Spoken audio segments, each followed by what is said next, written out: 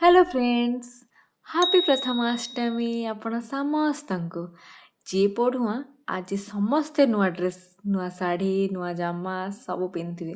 मु तो पढ़ुआ नुह कि मत भी पूजा हुएनी, किंतु मु गोटे नुआ साड़ी पिंधिकी टिके देखे ही दिली आज सकाळु कर देइथिली इडली पुरदिया इडली ता सह चटणी। लंच रे आज स्पेशल आसथिला चिंगुड़ी, पूरा बागदा चिंगुड़ी। आई डोंट नो एटा कि चिंगुड़ी, मु कहिदेली एमिति बागदा चिंगुड़ी, बाकी एटा प्लांट चिंगुड़ी बोली मैं एतिକି जानिବାକୁ पाइली। माँ ताକୁ केळी ଦେଇଥିଲା। एक्चुअली एटा काली रातिରୁ ଆସିଥିଲା हेरी, माने फुल एक्साइटमेंट ना, माने प्रथमाष्टमी पे आमे कौन कौन किन खाइबु, ସେଥିପାଇଁ ମାଙ୍କ ଫରମାଇଶରେ ହେଇଥିଲା ଏଠି ଚିଙ୍ଗୁଡ଼ି ମଲାଇ କରି। ମାନେ କାଜୁ ଯେମିତି ମସଲା ସବୁ ନେଉଛନ୍ତି, ଅଦା ରସୁଣ ପିଆଜ ଟମାଟୋ ସବୁ ନେଇଯିବେ, ସେଥିରେ କାଜୁ ଟିକେ ପକାଇଦେବେ, ଥିବ ଯଦି ଟିକେ କ୍ରିମ୍ ପକାଇଦେବେ, ଆଉ ଟିକେ ଦେଶୀ ଘିଅ ଦେଇଦେବେ।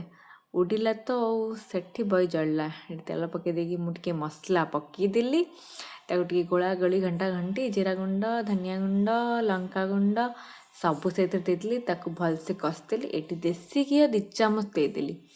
ତାପରେ ଆଳୁ ସିଝାଇକି ରଖାଇଥିଲା, ଆଳୁ ଚିଙ୍ଗୁଡ଼ିକି ବସିକି କଷିଦେଲି ଟିକେ।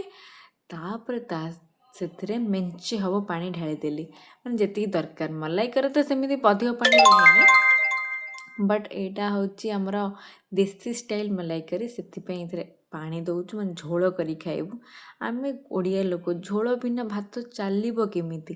ସେଇଗଲା ଝୋଳ। ଝୋଳଟାକୁ ମିନିମମ୍ 10-15 ମିନିଟ୍ ଫୁଟିବାକୁ ଛାଡ଼ିଦେବେ। ଯେଉଁ ତରକାରୀ ଫୁଟିଲେ ସେଇଟା ହିଁ ଟେଷ୍ଟ ବାହାରିବ। ଲାଷ୍ଟରେ ସେଥିରେ ଗରମ ମସଲା ଆଉ ଧନିଆ ପତ୍ର ଗାର୍ନିସିଂ କରିଦେଇକି, ଉଫ୍ କି ସୁନ୍ଦର! ୱାଓ!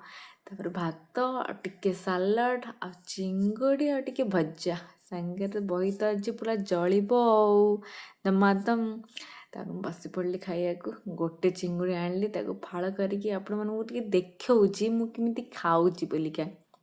ଯେମିତି ମୁଁ ଯାହା ଯାହା ଖାଉଛି ଆପଣମାନଙ୍କର ଟିକେ ଇଚ୍ଛା ହେବ ସେଇଆ କିଣିକି ଖାଇବେ, ଆଉ ଏମିତି ଷ୍ଟାଇଲ୍ରେ ବି କରନ୍ତୁ।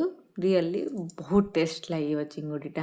ମାନେ ଖାଲି ମଲାଇ କରି ଯଦି ଆପଣ ଖାଇଥିବେ, ପାଟି ତ ବାନ୍ଧି ହେଇଯାଉଥିବ ସେଥିରେ, ମାନେ ଏତେ ସବୁ ହେଭି ଆଇଟମ୍ କାଜୁ କ୍ରିମ୍ ଫ୍ରିମ୍ ସବୁ ଦିଆହେଉଛି ନା, ଏଥିରେ କିନ୍ତୁ ମସଲା ବି ରହିଲା, ସବୁ ରହିଲା। ଟେଷ୍ଟି ଟେଷ୍ଟି ପୁରା, ଥରେ ଟ୍ରାଏ